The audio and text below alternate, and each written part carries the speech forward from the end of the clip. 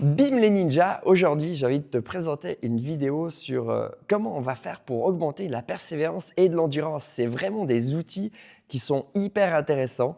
Pourquoi ils sont intéressants? Parce que quand tu persévères, tu es sûr d'arriver à un résultat et quand tu endures, tu es sûr de pouvoir encaisser les chocs qui viennent à travers ton chemin.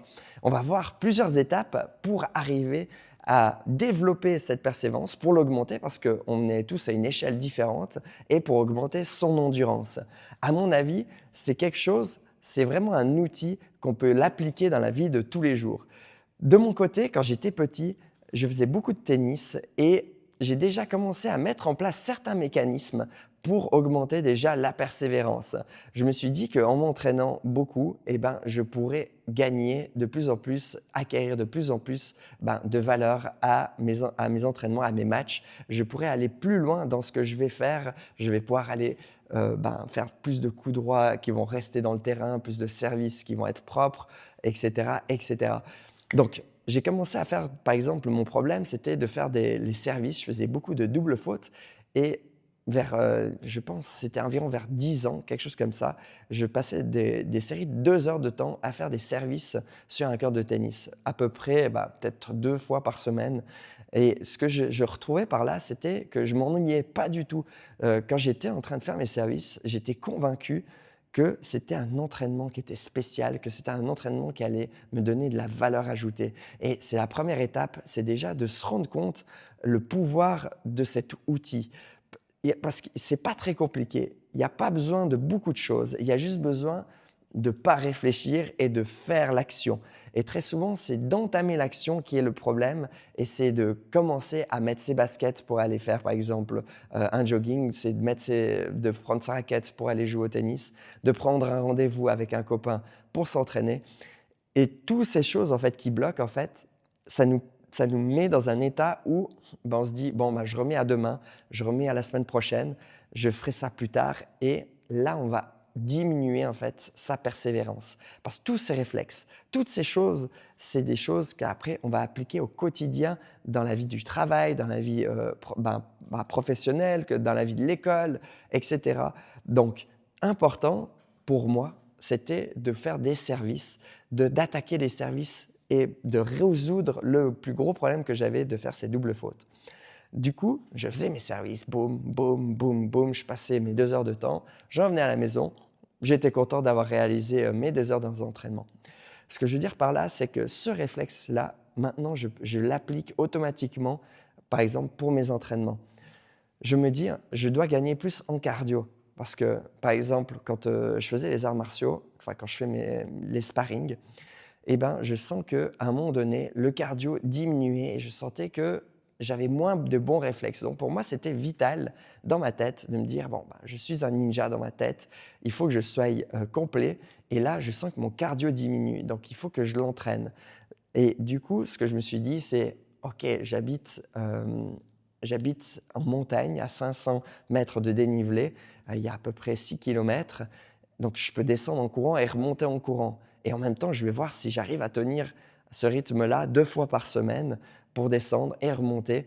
Et du coup, ça me fera 1000 mètres de dénivelé. Et si je tiens ça, je serai super content par tous les temps. Et en même temps que je serai super content, je vais développer mon cardio, je vais m'aérer, je vais arriver, je serai déjà chaud pour mon entraînement et je vais avoir quelque chose, une valeur ajoutée à mon corps, à mon esprit. Donc, ce mécanisme-là, boum, tac, je l'implémente. Et c'est simplement, ce que je veux dire par la persévérance, c'est pas simplement des paroles, mais il faut faire de l'action. Et quand je parle d'action, c'est j'implémente quelque chose qui est sûr de m'améliorer, qui va m'améliorer. On peut se dire, ça fait peut-être beaucoup de faire 30 minutes de descente après 3 heures d'entraînement et ensuite remonter en courant 1 heure et après je rajoute encore peut-être encore 5-6 kilomètres encore en plus avec un copain.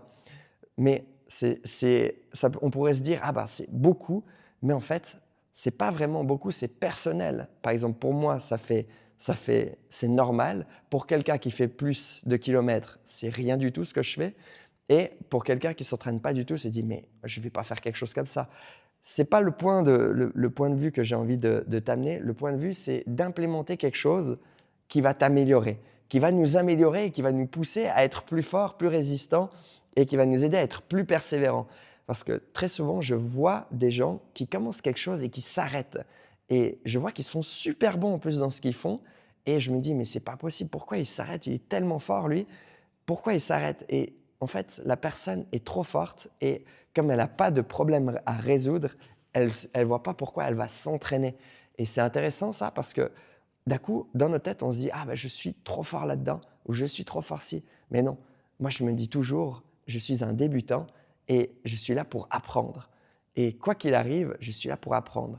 Par exemple, je dirige là le centre de ninjutsu, on est une dizaine d'instructeurs, mais quand je vais à des cours d'un de mes instructeurs, je suis un élève, je suis rien d'autre parce que je suis là pour apprendre et quand tu es là pour apprendre, c'est là que tu encaisses différentes informations et que tu progresses. Et du coup, ça engendre de nouveaux exercices et tu ouvres d'autres possibilités et tu deviens plus persévérant parce que ça devient plus intéressant, il y a plus de détails.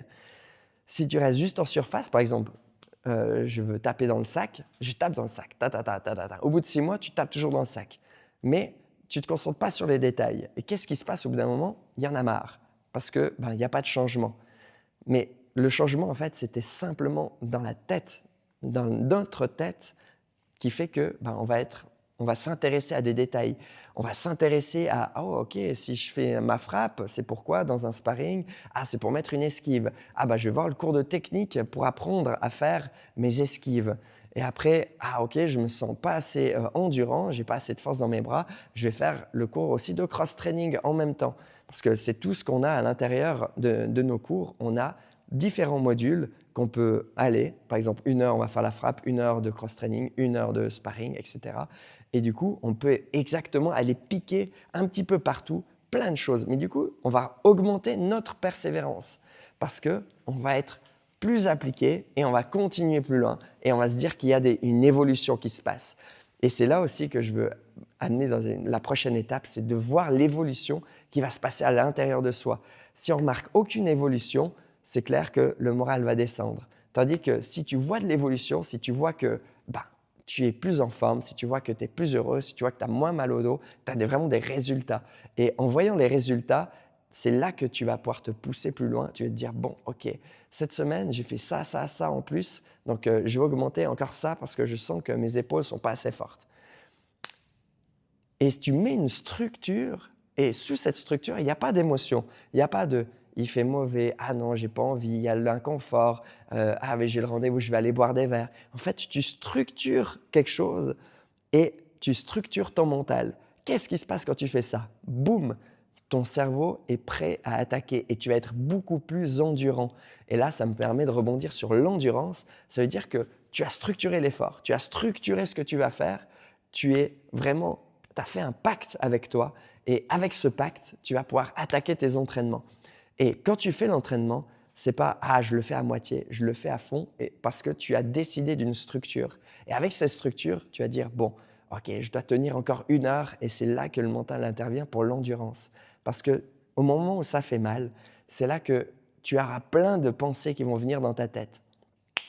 Mais l'option finale, c'est vraiment ce que tu as décidé. Tu as décidé de faire ce package d'entraînement pour augmenter ta persévérance, pour augmenter ta zone d'entraînement, pour augmenter tes épaules, ton haut du corps, tes jambes, pour augmenter par exemple tes coups droits au tennis, tes services.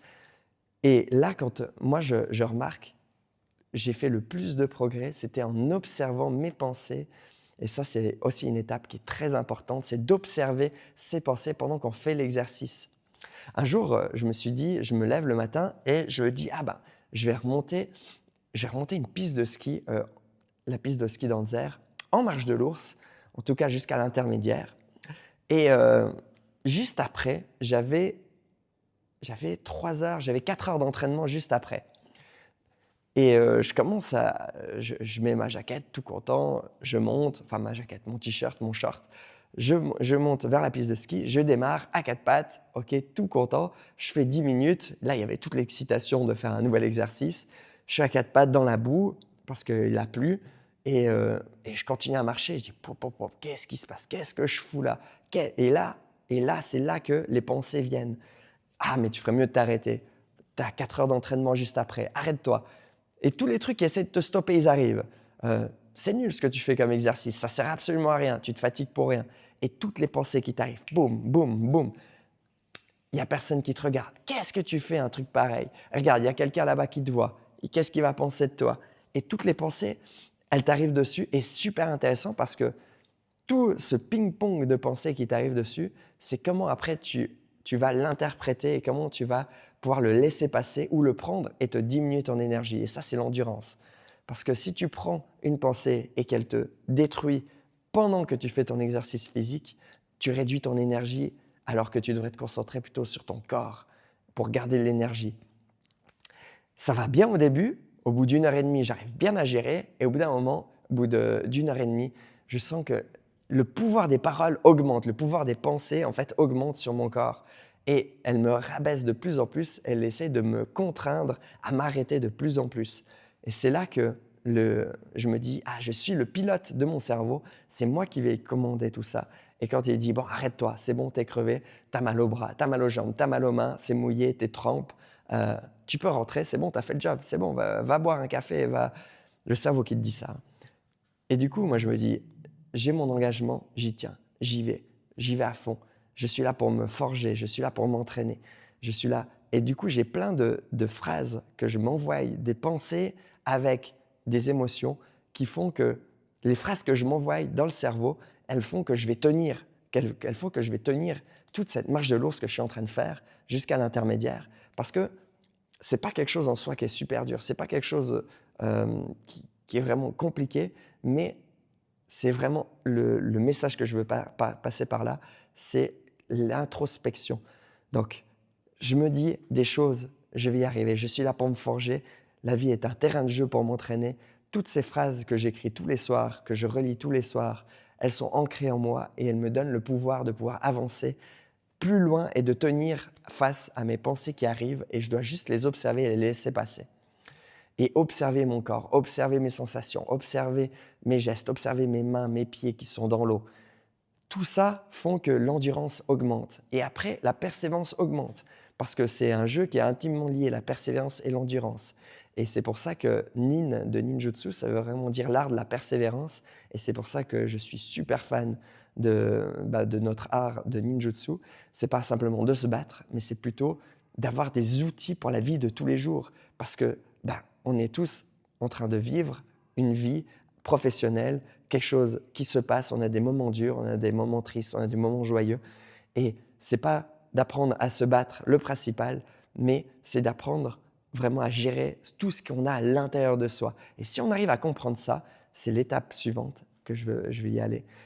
C'est que quand on vient dans la persévérance et dans l'endurance, il y a un enjeu qui est tout autre. L'enjeu d'aller plus loin, l'enjeu de vouloir forger son corps, de vouloir faire un corps sain, un esprit sain et d'avoir une patience, d'avoir de la gratitude, d'avoir de la joie de vivre, d'avoir tout ce genre de choses à travers des exercices pour qu'on évolue bien sûr et qu'on soit heureux dans la vie de tous les jours. Par exemple, quand je faisais cette marche de l'ours, pour revenir à ça, donc c'est à quatre pattes, j'avais le sourire tout au long. Même que j'avais ces pensées qui me viennent, j'avais le sourire. Parce que rien que de me dire que j'ai le sourire, ça t'envoie plein d'hormones à l'intérieur du corps. En fait, ta glande pituitaire qui est à l'intérieur, elle va balancer plein d'hormones positives, la sérotonine, plein de choses qui vont te dire que ça, c'est bien ce que tu fais, alors que tu as des messages de ton corps qui te dit non, de freiner. Et plus tu fais ça, plus le système neuronal, donc on imagine que c'est des petites routes, par exemple c'est les doigts, c'est des petites routes comme ça, et plus tu fais ces exercices de sourire, d'être content quand tu fais cet exercice alors que c'est dur, plus tu as les pensées négatives que tu avais avant qui étaient soudées, elles vont gentiment disparaître, pouf, pas d'un coup, hein, mais elles vont gentiment en fait se dissocier et elles vont laisser place à tes nouvelles pensées. Parce que ce qu'il faut penser, c'est que tout l'intérieur de notre cerveau, il est malléable. Et les scientifiques, ils ont vraiment trouvé toute cette possibilité de pouvoir faire ce nouveau mécanisme. Donc là, je parle des neurones qui vont s'imbriquer ensemble et qui vont se solidifier. Et celles qui sont plus utilisées, plus électrifiées, parce que c'est ça, c'est en fait, elles sont électrifiées. Et plus elles sont électrifiées, plus elles tiennent. Donc, elle est électrifiée quant à la pensée. Par exemple, quand je me dis: «J'arrive pas, je dois abandonner, je dois plus aller, je dois m'arrêter». Donc tac, c'est électrifié chaque fois que je le pense. Et dès que je mets un autre système de pensée en place qui va se souder, celle-là, petit à petit, elle va se dessouder. Ça ne veut pas dire elle sera plus là, mais elles vont gentiment se dessouder. Et c'est comme quelque chose qu'on n'a plus besoin dans le corps. Le cerveau, il est hyper malin, il va l'enlever. Donc, intéressant. Moi, je trouve ça super intéressant de l'appliquer dans mes exercices journaliers, de m'appliquer en fait dans mon endurance, parce que quand tu commences à comprendre que c'est simplement un système qui s'électrifie, et ben là, tu vas pouvoir te dire, ah ben alors si c'est un système électrique, donc je vais pouvoir le modifier. Et je ne suis pas en fait prisonnier, je ne suis pas victime de mes pensées, mais c'est moi en fait qui donne de l'électricité à ces pensées, à ce système neuronal pour qu'il agisse. Et intéressant de pouvoir le désolidifier, de pouvoir le faire péter. Et ça se peut que d'un coup, on a de nouveau une pensée qui revienne, hein, ça, il n'y a pas de souci, mais c'est l'accepter. Et au moment où tu acceptes, tu n'es pas en train de l'électrifier, parce que plus tu y penses, plus tu rumines, plus tu le mets en boucle, la pensée, ah ceci m'énerve, ah ceci m'énerve, ah ceci m'énerve, et ben plus ça s'électrifie et plus ton schéma est toujours le même. Et qu'est-ce qui se passe? Et ben ça va être cyclique. Et dans la persévérance, c'est simplement de se dire, je suis persévérant. Quand j'ai une pensée, j'essaie de me dire que cette idée passe et que j'essaie d'en inculquer une autre idée. Mais facile à dire quand on est dans la vie de tous les jours parce que on est en bêta élevé, donc les ondes cérébrales sont très très hautes. Et c'est comme si d'un coup tu te battais contre Goliath, un énorme ordinateur qui est hyper puissant, c'est notre cerveau, et qui est à plein régime, qui est en train de bosser à plein régime. Et on n'est plus en fait dans le mode de se reposer, de se reconstruire, mais on est dans le mode plutôt de survie, de faire les choses. Et pour aller plus intuitivement en fait dans ce système, il faut aller dans les ondes alpha, c'est-à-dire de se détendre. Et plus on souffle longtemps, plus on expire longtemps, et moins on fait, et ben plus on expire, plus on peut aller dans ces zones. On va réduire ce rythme cardiaque, on va se détendre. Et qu'est-ce qui va se passer? Là, on va pouvoir aller implémenter des nouvelles options dans notre cerveau. Méga intéressant parce qu'on peut être le programmateur et au lieu d'être victime, on peut vraiment programmer ce que l'on veut à l'intérieur de notre cerveau. Et quand je dis ça, je trouve ça hyper intéressant parce que le pouvoir, c'est nous qui l'avons. Être victime, c'est aussi nous qui pouvons l'être. Donc, c'est simplement une question de pensée.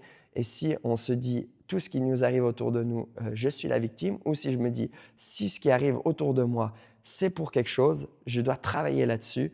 Et la prochaine fois, je ne me ferai pas avoir. La prochaine fois, j'aurai mes outils. La prochaine fois, je serai fort et je me verrai fort et pas ressasser l'événement du passé en se disant je suis la victime, ça m'arrive qu'à moi, je suis bête, je suis stupide, de se rabaisser parce que là, on électrifie de nouveau, comme on parlait avant, de tout système neuronal, mais plutôt on se dit, ben, tout le système neuronal, j'ai envie de le mettre dans ma force, mon pouvoir. Je suis, moi, le responsable de ma vie.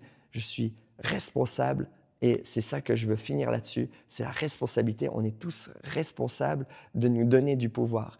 Donc, je suis responsable de ma journée et c'est pas s'il y a un problème qui se passe, que c'est le problème d'un autre, mais c'est mon problème et c'est moi qui dois le résoudre. Et j'adore me dire ça, je suis le gars qui doit résoudre les solutions des gens autour de moi. C'est moi qui vais résoudre les choses et du coup, ça me met dans une position où où je peux faire quelque chose, où je peux aider quelqu'un et pas le contraire, je suis victime, je suis influencé par la vie et je me laisse faire et me laisse faire prendre dans la vie. Voilà pour les étapes en fait pour la persévérance. On peut aller encore plus en détail bien sûr, mais là ce que je voulais vraiment te parler, c'était l'objet principal, c'est la philosophie autour de ça. Si ça t'a plu, si tu veux des vidéos aussi en plus, écris-moi en commentaire, partage à des copains, pas de souci. Et avec plaisir si d'un coup tu veux m'écrire pour que je fasse des nouvelles vidéos sur un thème particulier.